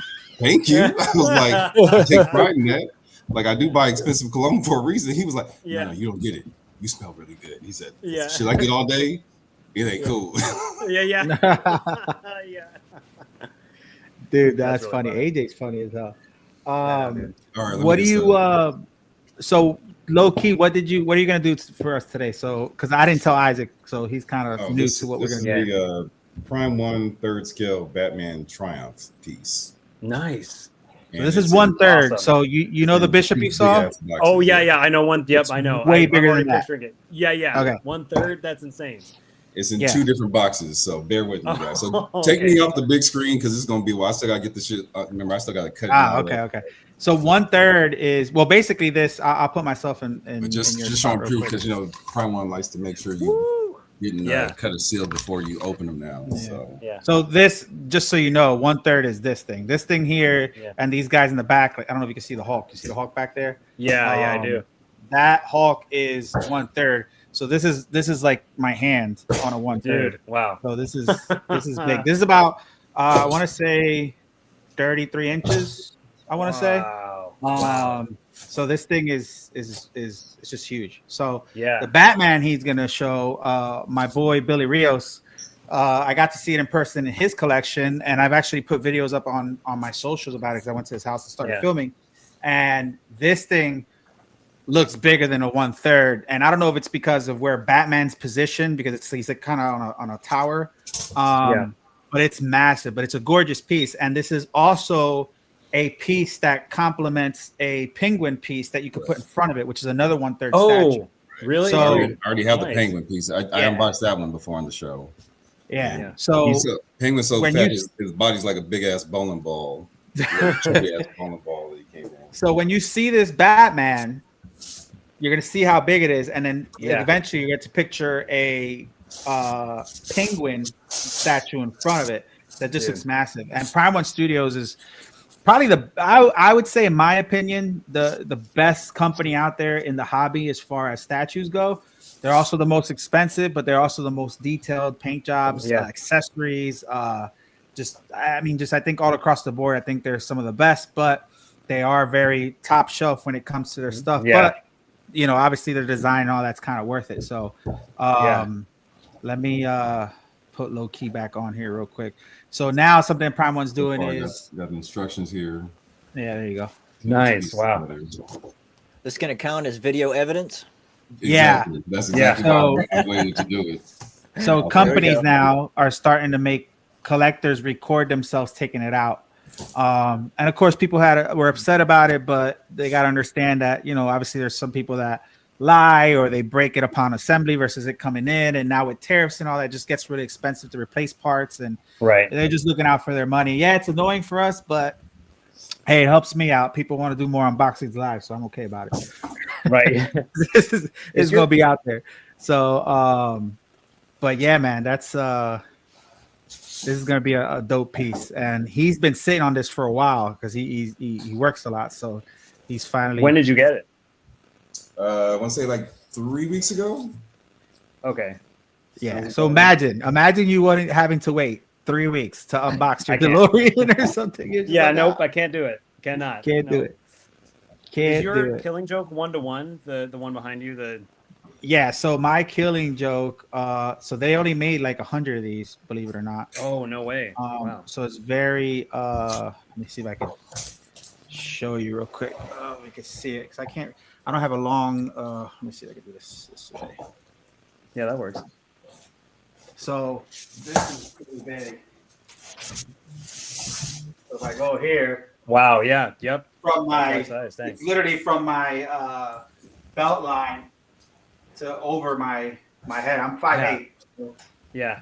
But yeah, this all lights up here on the bottom. I don't even know if it's plugged in, but yeah, I don't think it's plugged in. Yeah, it's not plugged in, but all this lights up. But yeah, this is a life-size, basically bust of the Killing Joke. And these light bulbs here from the corner where I light up and stuff, and it's mixed media, so it has fabrics and then statue material and stuff, and it's really neat. But it's one of my it's like one of my favorite pieces. Everybody wants me to get rid of it to sell it, and I'm like, no. No.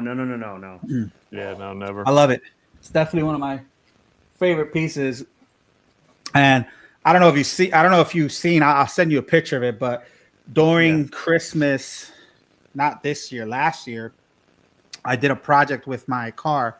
I have a Challenger, and I made it all the Joker. I got a custom wrap nice. Come from Japan and put it on. I'll shoot you a message. Yeah, let me see that. Yeah, I'll send it to you so you can see it. Great. Unless you okay? Did you fall or something, Loki? This thing ain't small. You know this. No, I know. I'm just trying. So, just so everybody knows, I'm not even home right now. I'm at my brother's house, chaperoning my niece and nephews while my brother and sister-in-law are out of town. I had to bring these up here. Now I'm going to unbox this shit to take it back home tonight. Yeah. Or I'm going to rebox it to take it back home. You had to do that. Let me see if I could hold on, let me see if I could do this. We appreciate it, man. Oh yeah, he called me. He's like, I hope you appreciate it. Like, of course I do, bro. What are you talking about? But it's funny. Let me see if I could see. I'm gonna try to see if I could pull it up while he's there, so you guys could see it. Oh, you're trying to find it online? Yeah, just real quick. Yeah. Since he's doing that, I got so many videos up that I'm just like, dude. No, not that one, not that one, not that one. Isaac, with your bishop from Sideshow, when he's out on display, Jerry curls or another head sculpt? Just Jerry curls. Yep. Nice. Yeah. and I got a it's over there. It's a display base from this company called Pedestal Source. So it's a custom size wedge black base with a translucent top that lights up, so it creates like this really cool glow underneath. Oh, that sounds but yeah, cool. that's how I display it. Yeah, it's really Nice. cool. Yeah, they do all custom stuff. So you just tell them what size you want, and then they put it together for you, and then they send it. It looks really nice. Yeah, Dude, that's sick. Here, let me show you this while he gets ready. yeah, Get you guys to see this. Can you see? Did it pop up yet or no? Yeah. yeah. All right. let me Oh play this. yes, dude.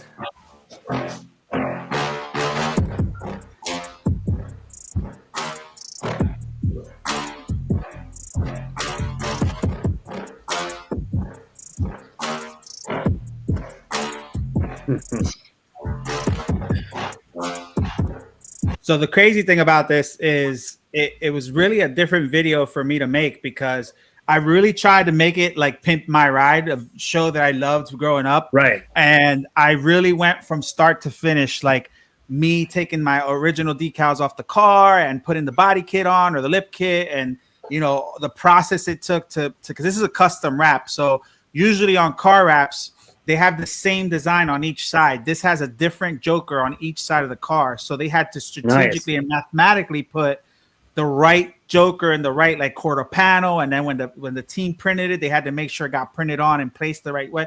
So there was a lot of things that they had to do in order to put this on not only correctly, but to design it. So you have the Killing Joke, you have, you know, Jokers from different comic books, the Why So Serious.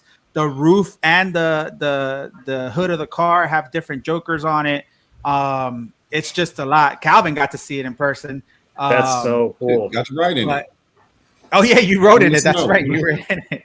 But it's still not done because I still got to do some stuff to the interior and stuff. But the outside of it looks really good. And all I did was go to car shows the entire summer with my boys, and dude, it was just a lot of fun, man. But that's fun. Yeah, this was the video. If anybody wants to see it, is on YouTube, and it's literally like a documentary. Like there's drama, there's all kinds of stuff. So it took a while, but it was such a fun project.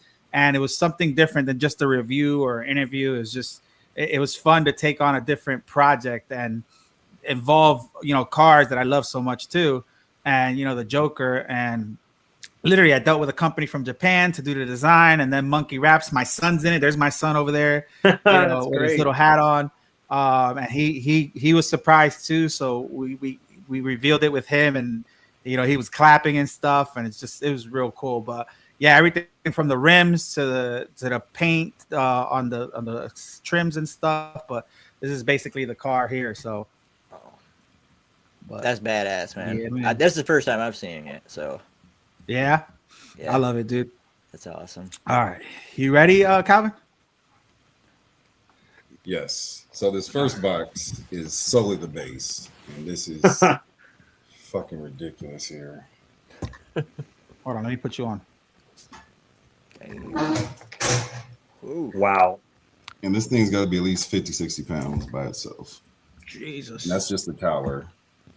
And he purchased the top of this tower here. So you got snow all inside the base because the penguin's supposed to be here in the front, and he's perched over the top, looking down at the penguin. Yeah, so when I saw this in person at Billy's, the first thing I gravitated to were the little design, like the little flakes and the little, like, it almost looks like it got glitter for the snow and the, like, so it's almost like you could tell it's been snowing in a city. But the details just on the tower, and I believe that the tower has the penguin's initials on it, right? Or am I tripping? Yes, it has P right here on both sides. Yeah, so I can't remember if this was his not his hideout, but like the bar that he was on, the Ice Lounge, or I don't know what it was, but yeah, this thing's huge, bro.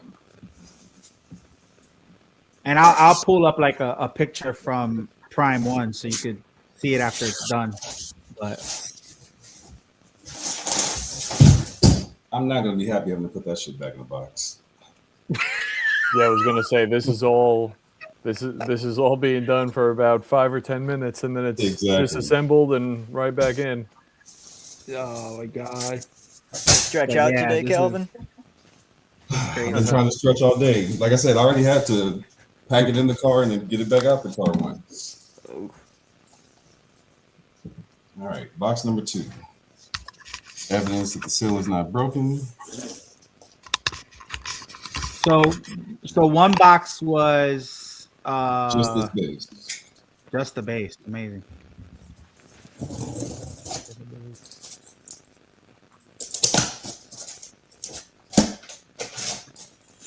That one was more of like a wide rectangular size. This one's more of a long square shape.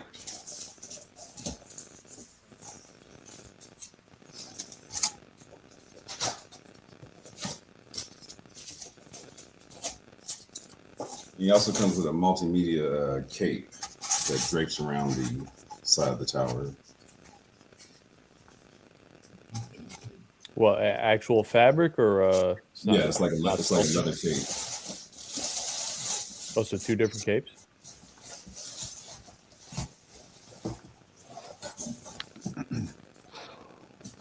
He said, Calvin, you need a go ahead and talk about something else because it's gonna take a minute. Should I show the video real quick, or should I wait till after to show the video that's completed? I'll wait till after. No, I'll wait till after so we could get like a, get to see it in person first, and then what it looks lighter, like. more manageable to be able just to pull out the box. I had to do a whole upside down on the last one. Somebody was like, "You're gonna need a bigger boat." Fair enough. Oh, that's so funny.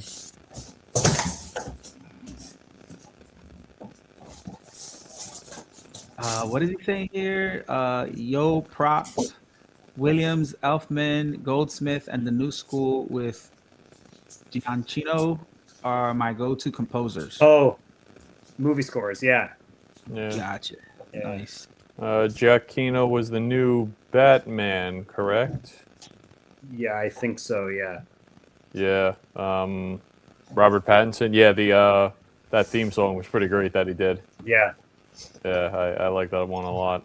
Oh, like from the Patterson Batman? Dun, dun, dun, dun. Yeah, and just that, just building. Yeah, that works. was, It works, yeah. I liked it, but it happened way too much in the movie. You're just like, just like I've listened to that song a million times. Yeah. I actually just posted a video with that on there. So it's funny that he said that. Oh man, poor Calvin. Sort of this ever approaching doom. So that reminded me a bit of the Jaws theme. Yeah, and not in sound, but in like what it evokes in you. Well, that and they played Nirvana something in the way like 2 or 3 times, right? Oh yeah. Oh yeah, that was good too. Yeah, that was in the trailer. Where's my 6'5", 200-pound nephew when I need him? Not there. Yeah. Or is he downstairs? No, he had to go to work. Oh. Ah. Wait until when he pulls out that Batman, you're gonna be like, "Oh crap!" It's I'm so excited. Nice. It's like, I could picture him on the next time. We got to get like 3 cameras set up so we can see you struggle. Fucking, bro, because that feeling is the worst. So you like that Hulk that I have, the big one that was over here, that came on a pallet and it was 4 boxes. And I have a fold-up table. When I put that one base on this table and the table went, I was like, oh God, what is happening right now? But yeah, it sucks to take out some of these things and just be like, oh.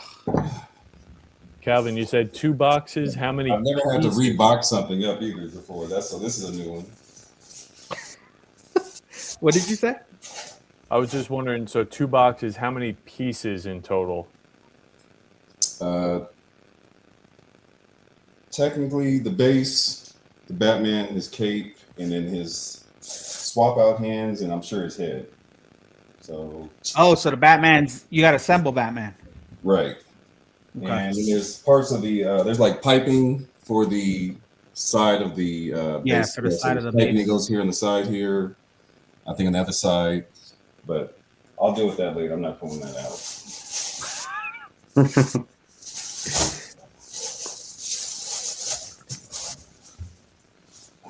Sounds like they packed it pretty well, judging by how much he's taken apart. No, they do good. Their foam, like the way they insert the pieces in the foam, and then they got straps, and they do a good job packing their stuff. But as you can imagine, this stuff is So we're gonna have to take a roof view here. No, this is perfect because he's looking down at us, so you're gonna really feel. Nice. Wow, yeah, that was good. Wow. Oh my god. This is also nerve-wracking too, because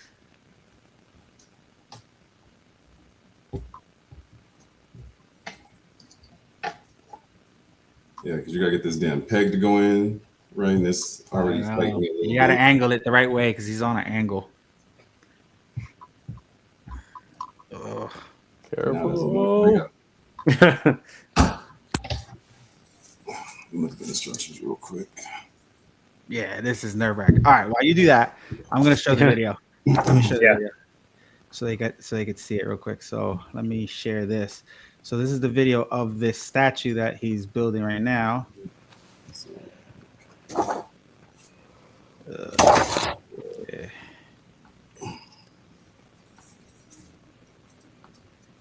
Can you see that video? Is it showing up? Yeah. Yep. Yeah. So it won't let me make it bigger. So hopefully this is all right. So this is the penguin. So you can see how the penguin looks. This is what he doesn't have right now, but he does have at home. So that's what the penguin looks like. And it is 1/3 as well. So it's bigger than that bishop, this penguin, believe it or not. Yeah. And then it's meant for him to be in front of Batman, who's on top of this building, just like that. Wow. Yeah. That's great. So yeah, it's sick. It's really cool.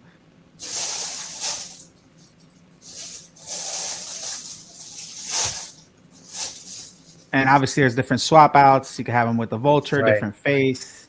Batman, I believe, has a grappling gun swap out, if I'm not mistaken. You can have Penguin holding up the umbrella or using it as a gun. And this is all concept designed by Jason Fabric, who's awesome. Yeah. But yeah. Oh, I'm sorry. This is 43 inches tall. That's what that said. 43 inches tall. Yeah. That's crazy. And then the penguin's 25 inches tall, give or take. Wow. So there you go. Penguin is not small by no means. Like he's short, but he's stout. Like wide. Yeah, he's a stout body. Yeah. But this is, let me see if it come back to what it looks like together. Where the heck is it? Is it this one? They show it in front? Yeah, they show it in front of another, right? Yeah. Yeah. Right there. Yeah. Ah. Yeah, right there. Damn it. Yeah, but that's what it's supposed to look like right there. Cool. All together. Which is, like I said, I know videos and stuff don't do it justice, but it really doesn't. Man, in person. So I did get the bonus piece. So that came with the hand with the batarang, or the regular. I got the regular hand where it's just the fist. This goes in. That's kind of menacing at this angle. Yeah, really. This is the best angle though. Like I'm not gonna worry about pulling out the cape. You guys saw that in the picture, but that's basically it right there. Like I said, just a couple other pieces. They go here for the adding detail to the base and the tower. But yeah, he's a big ass boy. Congrats, Loki. That's cool, man. That's great. And I mean, I'm 6'1", so as you see, this thing is towering over my head on this table. Yeah. yeah. Awesome. I hope he smacks that hat off your head. All right. Very back good. to back, baby. Don't worry about it. Somebody said Batman Triumphant was supposed to be the title to the next movie after Batman and Robin. Oh. Didn't know that. Oh wow, really? Didn't know So, that. yeah, that's Jonathan. Remember, he met us at Chicago. Had a pizza with and Ray. Oh, what's up, dude? Yeah, that's Blur Dad. Oh, okay. Oh, yeah. You're right. All right, what's up, my guy? Whew. All right, I'm taking a break. We had Chicago style pizza. There we go. When I went to Chicago. What did you say, Calvin? I said I'm taking a break. Catch his breath. I know. Do you like it so far, though? No, I mean, you know how long I've been waiting on this thing. I've been wanting it. I had to get it off a wait list. So it's a long time coming, but finally got it in. Then had to wait another 2-3 weeks to finally get it out the box. I've been staring at this thing in my garage for the last 2-3 weeks. So, dude, that's awesome. Now to get it home and then figure out where I'm gonna put it and find space for him and Penguin to fit together. So, yeah, we got to post up pictures when you do that. I would just keep the cape in there because that's gonna be a pain. Yeah, I'm not. You got to get up all the way in the top to put it on. Exactly. But dude, congrats. What do you got coming in next? You got anything else coming in next?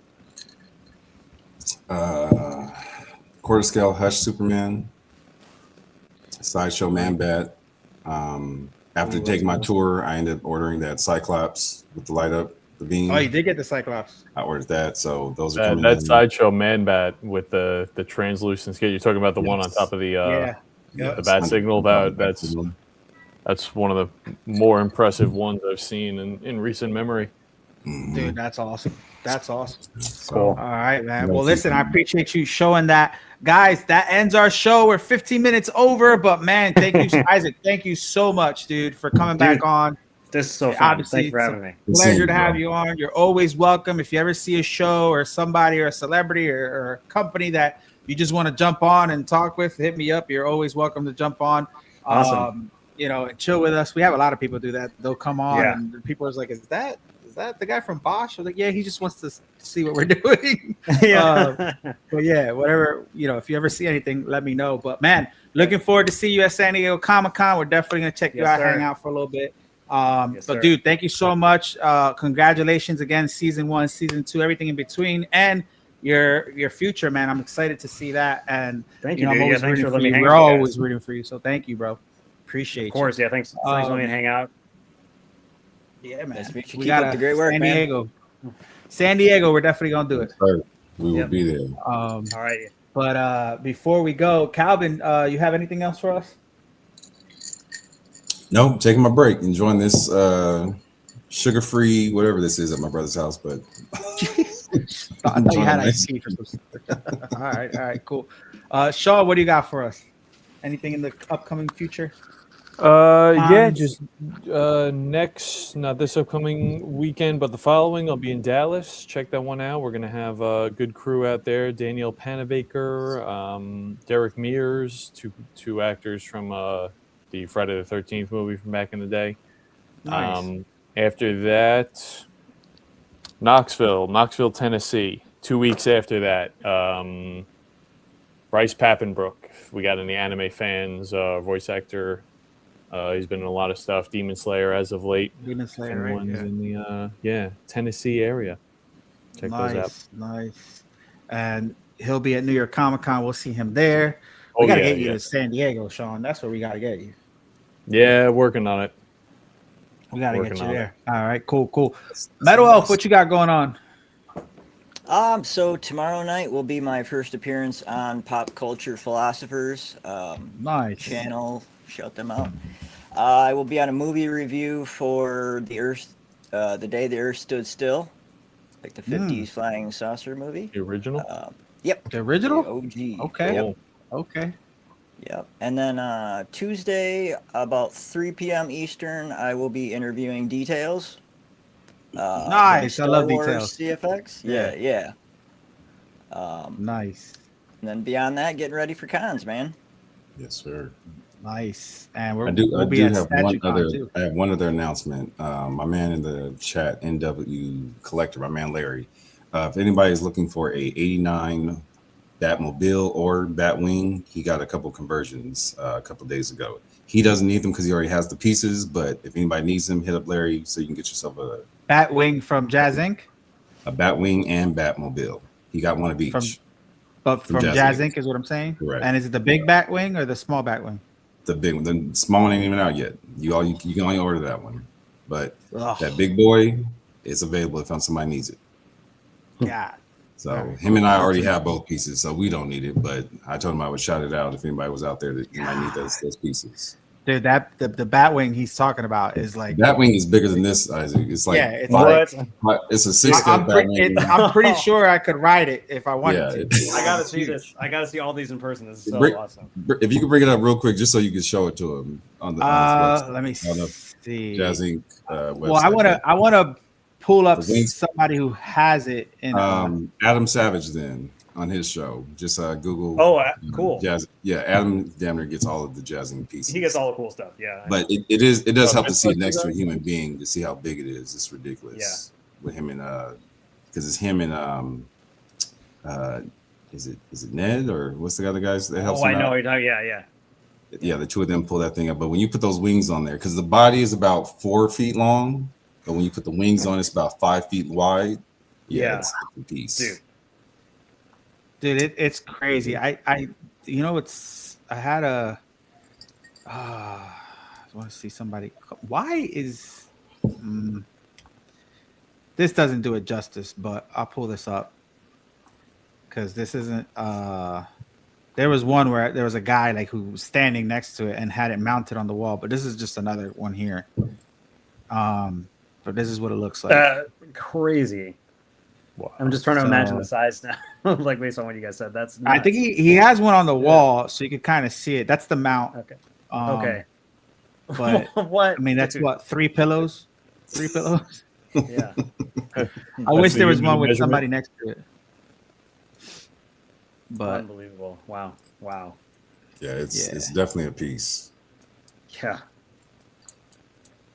Yeah, it doesn't do it justice, but I'll shoot you a text of a picture of it, like a good one, when I find one. But that's freaking crazy. Yeah, Norm Chat. Like I said, if you look at Adam's page, just look up all his Jazz Inc. pieces because he does damn near all of them.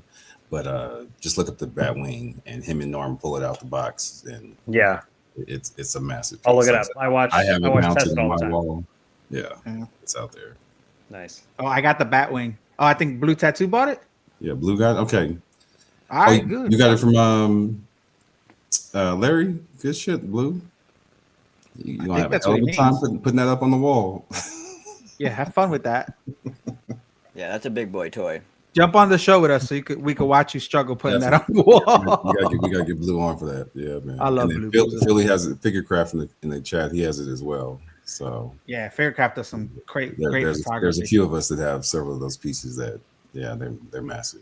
Sounds good. All right, guys. Well, that concludes our show. Don't go anywhere. We're gonna end the show, Isaac. But again, yeah, he got it. He said Blue got it. Yep. All right, cool. Dude, thank you so much again for being on the show, guys. Thank you again. Remember, next Thursday we're gonna have a special show with Bull Airs coming on. We won't have a show on the 6th because of the Super Bowl. So look out for that. We're going to be on Thursday night at 8:30 p.m. Eastern Standard Time. Thank you again, Isaac. Make sure you guys see him in the upcoming X-Men97 Season 2. And I'm sure he has other projects that are going to be coming out. But, guys, thank you so much. And we'll see you guys on another episode of Collectors Assemble Live. Peace, y'all.